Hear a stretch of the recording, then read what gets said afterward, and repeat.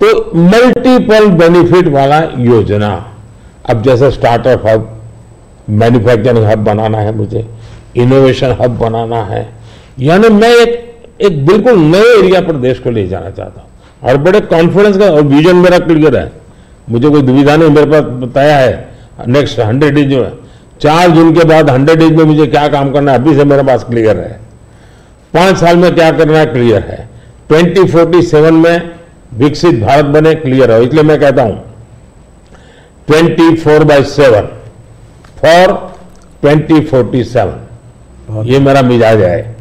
इस पर अलग से एक चर्चा करनी पड़ेगी आपको हमारे ग्रुप के साथ। आज विलास मुझसे सुबह एक सवाल पूछ रहे तो मैंने कहा मोदी जी से खुद ही पूछना डायरेक्ट।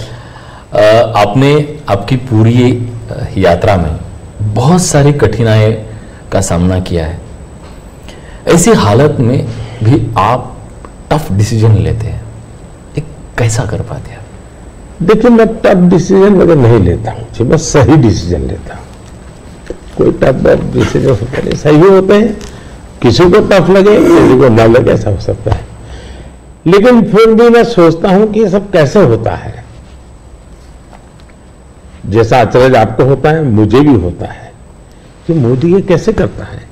फिर मैं सोचता हूं नहीं, शायद परमात्मा ने ही मुझे इस काम के लिए भेजा हुआ है, मुझसे जो कुछ भी है वो कोई ईश्वरीय शक्ति करवा रही है, और वो ईश्वरीय शक्ति, ईश्वरीय प्रेरणा से मैं करता रहता हूं। ये कोई परमात्मा की देन है, परमात्मा ने मुझसे कुछ काम लेना तय किया है, किसी पर्पज के लिए परमात्मा ने मुझे भेजा है, और इसलिए मैं ये जो बाकी तूफान चल रहा है उससे बहुत परे रहता हूं।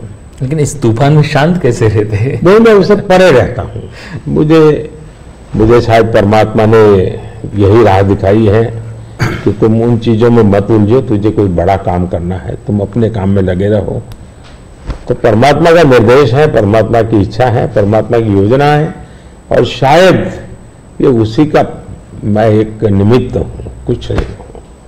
Thank you. इसी से जुड़ा सवाल था कि आपको हम लोग देखते हैं, हमको आपका शेड्यूल मिलता है, आप इतना ट्रैवल कर रहे हैं, दिन में 5, 4, 6 रैली, वो भी कोई इस प्रदेश में तो कोई 2 दूसरे प्रदेश में, तो इस सब में आप फिट कैसे रहते हैं? कौन सी ऐसी शक्ति है जो आपको ये दृढ़ संकल्प दे रही है आगे बढ़ने का?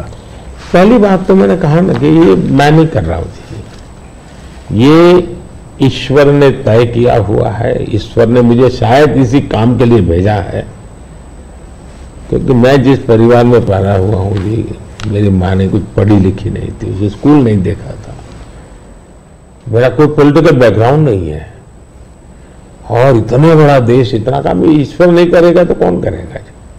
और मेरे लिए 2 ईश्वर हैं, एक जिसको हम देख नहीं पाते हैं, और दूसरे वो जो जनता जनार्दन है।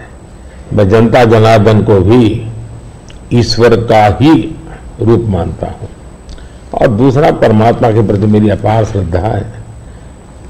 शायद परमात्मा ने मुझे इस काम के लिए भेजा है, जनता जनार्दन ने आशीर्वाद दिया है, शक्ति दी है।